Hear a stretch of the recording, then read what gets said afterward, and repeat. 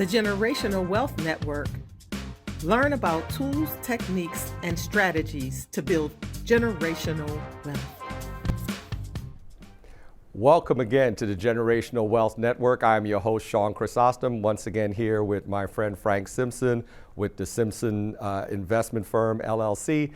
And Frank, we've had a lot of discussions and we've talked about a number of things. And again, we always talk about this strategy that we focus on with regard to the 5 types of wealth. And I love to start with that because that really is the basis of what we're talking about. You always use the word not being unbalanced. In other words, we're focused on one thing, particularly financial wealth. And that's interesting talking with you, with somebody who works in the investment arena, saying that, you know, that is one part of it, but it's not all of you. It's just like an individual who's overdeveloped in one area, but underdeveloped in another. Really smart in the books, but socially awkward. You know, someone who's very socially aware, but you put them around the textbook and they don't know how to operate. So it sounds like when we talk about this building generational net worth or building generational wealth, we're really talking about a person that's balanced, their life is balanced, and the legacy they leave is balanced. So I want to go to the next slide where we're going to talk about that, the 5 types of wealth. So we're talking about financial wealth, net worth, that's the one most people know, but we're talking about social wealth and our reputation and making sure, you know, I like to think about legacies. I think about the great people that have left legacies for us, both in our communities and so forth. Some of them are nationally known, you know, right here in DC, Nannie Helen Burroughs, you know, when you study her as an educator, when we think about different people, you know, things like that. So what is the legacy you're leaving? Are you trying to start a scholarship fund? Are you trying to develop a program that works with underserved youth and so forth? You know, our time wealth. How much time do we have to do the things that we want to? Is our job or our career or our business, is it eating up so much time that our family has to introduce themselves to us every time, every 6 months they have to introduce themselves to us because they never see us? And then physical wealth. I've found that when your health goes, nothing else matters. I don't care how much money, I don't care how much fame. When your health goes, everything else takes a back seat. And so one of the things that I found is that too often people wait until things are a crisis, and that's in a lot of areas. They wait until something's a crisis to say, yeah, I need to eat healthier. I need to make some more time to take those long walks. I need to make sure I get the exercise. And then last but not least, definitely maybe even the most important is spiritual wealth. Time with family, time with in church, time understanding that you're here for a short period of time. How are you going to make this world better than what you found it? How are you going to leave an impact on the people that you come across? So when we talk about those things, and I want to steer our conversation today, you and I have had many conversations about building wealth. And so one of the things that you do, though, is you have a strategy that I really love. And on the next slide is what I call the Frank Simpson strategy, all right? So, you know, that strategy starts with identifying goals. And I don't want to go into it too much, but you've told me before that different people have different goals. And those goals may have different time horizons, right? And I just want you just for a quick minute to talk about when those time horizons or those goals conflict. How do you get somebody off of a short-term goal that you know is impeding their long-term progress? So, Ian, before I touch on it, I think it's important to also just think about those 5 areas of wealth that you referenced in the beginning. And you said it's interesting that I would allude to as important to touch on all of those versus just concentrating on the wealth side, income, of things, money side. We believe that more money is going to solve all of our problems. Absolutely. When more money doesn't necessarily solve all our problems, right? I mean, we've seen it, right? I mean, you think about some billionaire examples where, you know, having more money isn't going to stop a billionaire from having cancer. Right. You know, having more money isn't going to stop a billionaire from maybe having, you know, problems at home. Exactly. It's not going to stop you from, again, like having certain social networks or problems within your social network. So I think we also have to just stay true to that. Money is just a tool. Right. It's just a resource to help us obtain the things to live the lifestyle we want. And to address your question, I think you got to have that in mind. It's, okay, what's most important to you, right? So what's most important to me is that at some point I'm going to retire.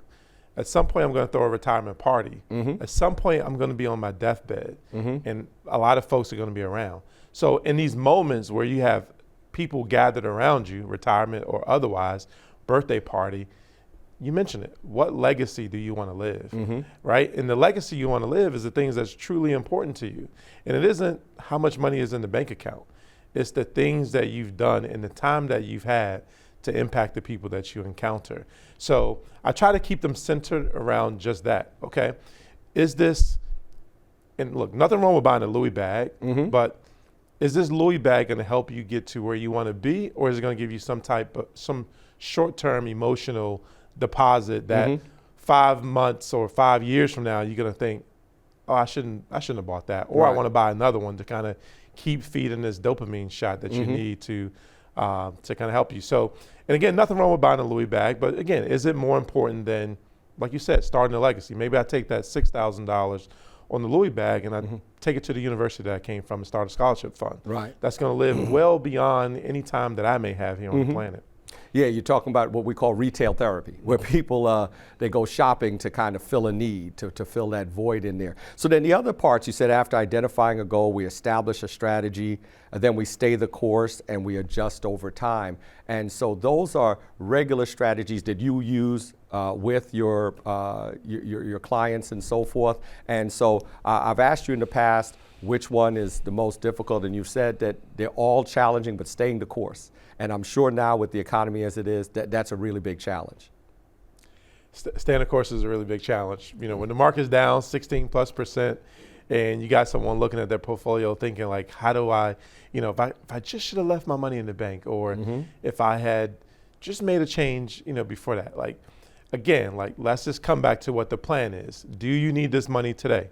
If you don't need the money today, okay. So where do we believe the market will be in the future? Based on, again, business assumptions, economy assumptions, not just emotional assumptions of, oh, I'm going to lose it all. I don't know how far this, you know, this quote unquote knife is going to fall. You just stay true to the plan, all right? How much do you need today? Do you have enough to, you know, do you have an emergency fund, right? If you have an emergency fund, all right, box check. We're okay with that. In the next 3 years, do you plan on renovating your home? Do we have access to the money? Is it in conservative places that we can get access to what we need in the next 3 years? All right, box check. And we just continue to go down those buckets. As long as we're checking those boxes on those buckets, and we believe that you're going to have what you need, there should be no reason not to stay the course. Yeah, I think I shared with you in the past, my daughter, the saying she shared with me is, fear has killed more dreams than failure ever will. And that's what that's what the news media, I mean, they have a purpose, but that's what news reporting and the news cycle is intended to do. Create some fear, create some anxiety to drive up ratings. So I got to encourage, you know, the watchers. Like, you have to reach out and speak to someone. Don't suffer in silence. And that's the big thing, right? So I think, you know, I think it's smart to work with a financial advisor, but not everyone is going to want to work with a financial advisor. But you can always have someone there that you can bounce an idea off of, because you don't want to be in that room by yourself, feeling some type of way emotionally, and then you make a decision you can't come back from. Yeah, it creates that echo chamber. Things are just bouncing. You go from one channel to the other, and they're all talking and saying the same thing. Now, all of a sudden, you feel like the sky's falling. Everything's falling apart. So what I want to do is I want to go to the next slide, and I want to talk about the wealth pyramid, and I really want to focus in not just on what builds wealth, Frank, but I want to talk about the tax advantages. Because one of the things we understand, we live in a capitalist society, and I always tell people the root word of capitalism is what? Capital. And so capital is critical to building wealth in a capitalist society. It's like we've all played Monopoly. If you don't have a Monopoly, you're going out of the game pretty quickly. If you don't have capital invested, income generated from capital, Frank, always has a benefit tax-wise over income generated from working. Working is nice, but we know there are tax advantages. And when I talk with people, I always say, think about it this way. The IRS enforces the rules, but who writes the rules? Well, the rules come from our tax laws, and who writes those? Well, Congress does. Well, Congress people, do they own homes? Yeah, okay. Do they have small businesses? If they don't, family members do, or people that lobby them do. Do they have investments in the stock market? Or the folks that donated to their campaign. Exactly, the lobbyists, the people who are, you know. And then when we talk about investments, in fact, there's been rules that have not yet been passed about whether or not they can be, they're not going to pass rules to keep them out of the market. So if those are things they own, who amongst us really ever writes rules that don't favor ourselves? So the tax laws are going to favor those things because those are things they have. And then last but not least of the 4 ways to build wealth is inheritance. So they're going to increase the inheritance, the tax rate, the amount that you have to hit before you get taxed. So those are always going to be tax favored. So let's talk about a couple areas. Let's talk about, go ahead. Did you want to? Yeah, I was just going to say the previous president changed it from, was it 5.8 million to 13.6 million. 13 million. So now you have a bigger amount before it gets taxed. So let's talk about taxes and the effect it has on these different ways of building wealth. So let's start with being an entrepreneur. We'll get away from the investment side. You run your own business, and so there are things that come, tax advantages that come with that. So let's talk about the ability to hire your own children, okay? What are some of the benefits of employing your children in your business, both tax-wise but also legacy-wise? So 2 things. So one, when you think about owning your own business, you got to think about like when you have a corporation, a C corp or an S corp. Right. If you're a W-2 employee doing the same job, the maximum you're going to be taxed at, you could be taxed. We have a progressive tax system, and I think folks need to understand that too. So we all get taxed the same way up the ladder. So 0 to 10,000, we all getting taxed the same percent. 10 to 40,000, we all getting taxed the same percent, and so forth. But the highest tax bracket in that progressive tax system is about 37%. Well, the highest tax bracket when you are an entrepreneur and you have your company set up the appropriate way, it may be 20%.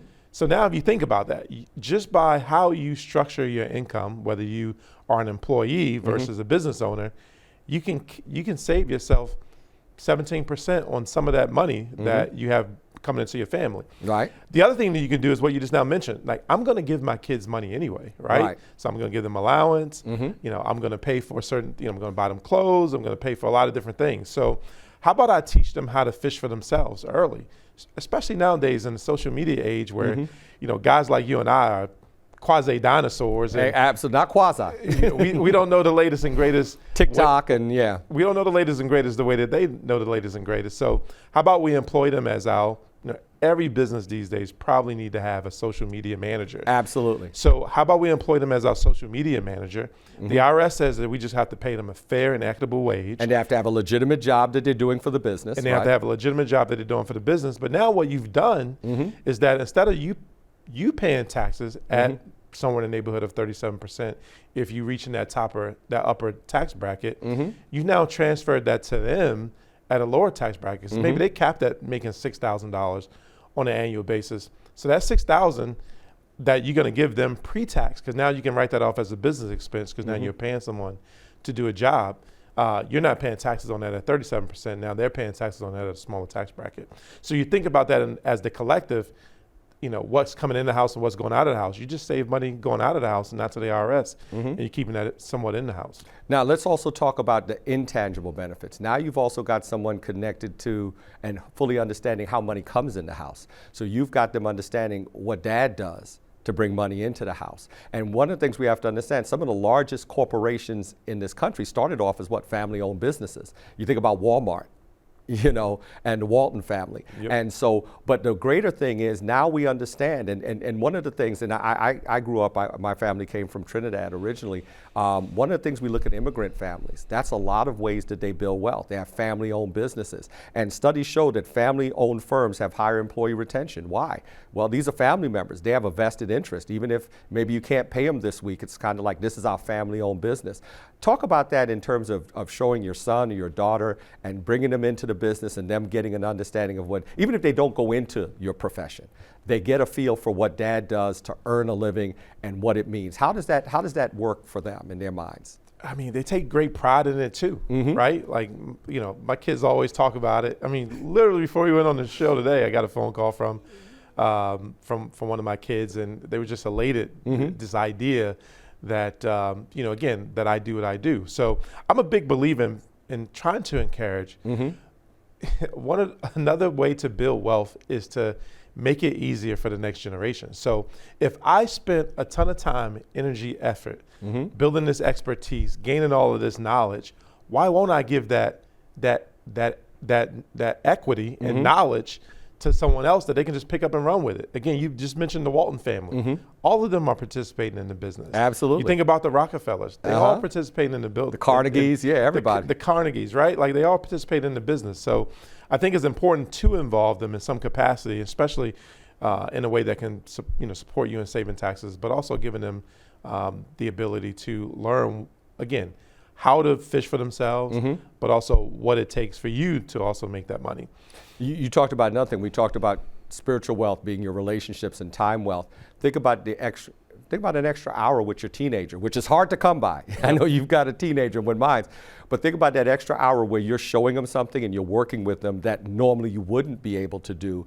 That's time spent together. Maybe even you say, hey, we're going to go out to lunch. Let's talk a little bit about the plans that we have. Show me the social media campaign, that you're doing, and you're giving your children a chance. One of the things I know, being a pastor, I believe that young people have had a great opportunity to do. When you see a lot of former great performers, a lot of them started in the church. Why? Because in front of family and friends, they got a chance to do what? Put their talent on display. And so they perfected it. There's that rule about 10,000 hours. So when someone gets a chance to perfect something from a very early age, I was reading an article that was talking about how Bill Gates, when he was coming along, was when the computers and so forth were first in the 70s and early 70s, and his mom gave him access. He had access to start doing coding at a very young age. So a lot of the people, I think it's the book called Outliers, if I'm not mistaken, but it really talks about how a lot of the people who we consider great got a head start on those 10,000 hours working, and they had access to things to do it. So your children are getting access to marketing, financial planning, all kinds of things at a much earlier age, before they even set foot in college, so they're having real world practical experience. Business management, compliance, right? And now business compliance is a big thing. Compliance is huge. Right, like looking at the laws and figuring it out. The other thing I want to make sure we mention too, as it relates to being an entrepreneur, particularly from the tax side of things, like we always, how is like Bill Gates and Jeff Bezos and all these guys saving money on taxes? Because they're not taking a lot of their income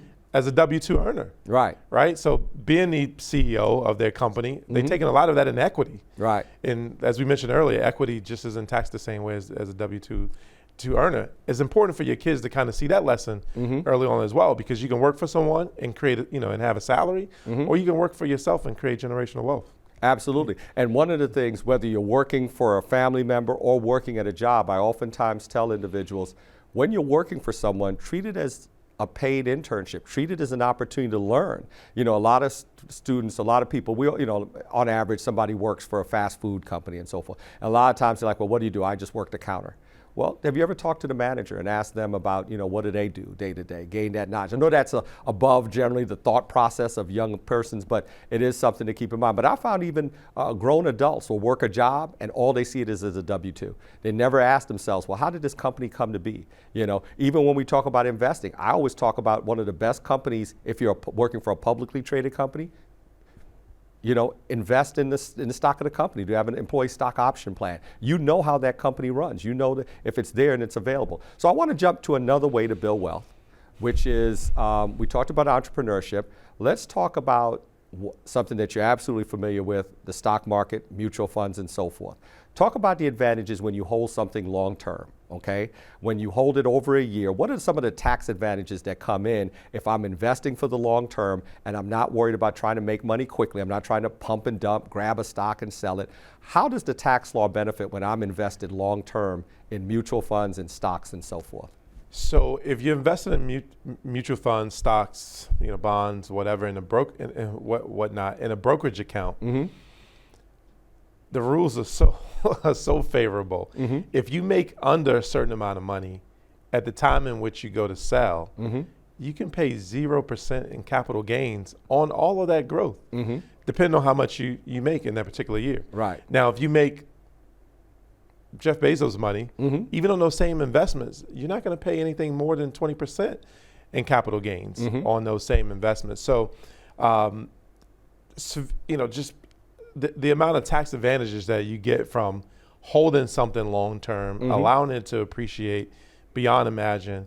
You can save yourself a tremendous amount of money. And then, not only if you don't use that money in your lifetime and you want to transfer those assets to your offspring or to whomever you want to pass those on to, they can transfer to the next person on what we call a step-up cost basis, which means there's no taxable consequences to the next person. They actually get it they receive it at the value in which, let's say if you pass away, they get it for that value on that day when they pass away, as if they just bought it. Right. So there's no taxable consequences if they receive it at that particular time frame. No, that's fantastic. And so when we're looking at that and we're looking at the tax advantage, let's talk about what most people deal with, or where most people are invested in the market, the 401k. And you and I have talked about that, the tax advantages that come. Let's first talk about the first part, which is if your company's matching 6%, why wouldn't I, or why is it basically financially criminal, Frank, not to at least put the 6% in? If my company's matching, let's say 50 cents on the dollar, not dollar for dollar.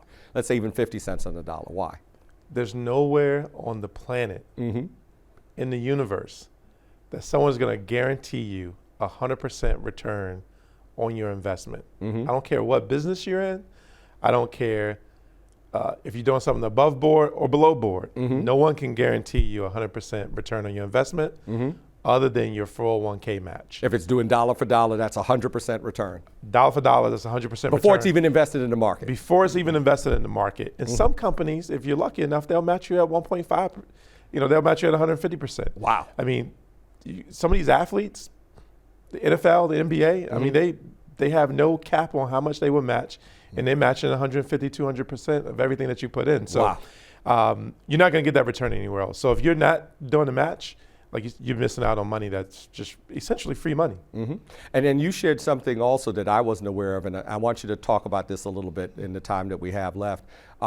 If you're younger, though, and many 401ks now have a Roth 401k, why would it be more beneficial? My daughter's, say, 27, and she's not in her peak earning years. What should she be thinking about if she's deciding to split it between her 401k and her Roth 401k? One's before tax, one's after tax. How should she think about that? So all of your pre-tax contribution is going to be taxed at some point. I mean, you mentioned that the IRS is going to come. They're going to get theirs at some point. They're going to get theirs at some point. So if you're 27, you say you're earning $75,000 a year, and let's say you're a great saver. At some point in the future, the IRS, they're going to require you to take a distribution outside of all that pre-tax money that you put away. They call it the required minimum distribution. Right. Now, we don't know what the future holds. So taxes in the future could be lower, but we know that they rarely go down. They rarely go down, and no one wants to make less money when they're 20. Right. I mean, no one wants to make less money at 50 than they made at 20. So if you save enough money, you could potentially be taking out $100,000 out of your savings versus when you were making $75,000. So now you're going to be taxed on that $100,000 a little bit more than you would have been taxed on that $75,000. So outside of the match, again, which you have to put sometimes in that pre-tax account, the 401k, outside of the match, you may want to consider to do some after-tax things with anything beyond the match. Because now at that point, you're saving yourself on taxes long term because you may be pulling away more money in retirement than you're currently making. So you're going to be in a higher tax bracket later. So save yourself by paying the taxes now versus waiting to pay those taxes later. Yeah, and as you said, that's a different strategy than what had been shared before. Everybody was always, you're going to be in a lower tax bracket, go tax deferred. You're saying, hey, wait a minute, especially with these new products that are coming out, maybe we don't want to think about that. And another time I want to talk to you, because my understanding is that the government, because they're trying to increase savings, because a lot of people have underfunded their retirement, they're coming out with new and different products that are being added to 401ks and so forth to diversify it, and they're actually raising the limit. What's the new limit that you can do as a max contribution? Max contribution on a 401k is $21,500. Okay, and that's an increase from what it was in the past. $1,000 increase from last year. And they're only going to keep going up. But the thing that I found is interesting, it's kind of sad, is that they say, but that's really only going to affect a small percentage of people because very few people are putting the maximum amount. Very few people are able to, particularly people who are in difficult financial situations. But even if all I can put is 1 or 2%, you're saying if somebody's matching me dollar for dollar, if you're getting 100% return or even 50 cents on the dollar, which is a 50% return, Don't pass it up. Frank said there's nowhere in the universe. So we're talking about not just the Earth. We're talking about Pluto, Mars, Venus. There's nowhere you're going to get 100% return. Frank says absolutely not. We definitely want to do that. So in the time we have left, I just want to talk about the last one that we didn't talk about, and this is home ownership, real estate. We're not going to talk about multifamily, but there are benefits to owning a home. You're able to deduct the interest and the taxes. You're able to write that off, the appreciation. The thing that I always surprise some people know it, some don't, is that if you're married, you get a $500,000 exemption on the sale of your primary residence if you've lived there for a while. And if you're single, $250,000. I don't know anywhere that you can generally make $500,000 on something because of its appreciation and pay no taxes. I mean, that's phenomenal to me. That tells me the real estate lobby is pretty strong. And again, we talked about rules that was changed over the last few years. I mean, you can have a highly appreciated asset, even if it's an investment, not even your primary residence. And if you roll it over into a certain area, a certain region, they allow you to do that without paying taxes on it. And if you hold the investment for 10 years, they waive all taxes on it. So, again, all of those assets on the asset wheel. Look at life insurance. Again, when you pass away, your heirs inherit that life insurance policy tax-free. If you tucked away some of that money in a life insurance policy cash value, you can pull some of that money away in a cash value life insurance policy cash-free. So I think all of what you had on that will, it behooves one to ensure that they have some type of mix. So we talked about diversification and asset allocation as it relates to just putting your money in the market and capital markets. But I think it's also important to think about asset allocation as it relates to your asset mix. It's important to have some life insurance. It's important to have stocks and bonds. It's important to have real estate, whether that's through a REIT or owning the actual property. It's important to have all of it. So, because a lot of times you'll have a real estate investor, all they want to do is invest in real estate. Right. You have a capital markets person, all they want to do is invest in capital markets. It's important to have all of it. Don't let anyone tell you don't let someone who only values one tell you should only have one. Yeah, and definitely as someone who's officiated a number of funerals, you hit on something as we get ready to close. It's really sad when we talk about legacy, we talk about generational wealth. When someone passes away and they have no insurance, and the family is now doing, GoFundMes to fund the burial.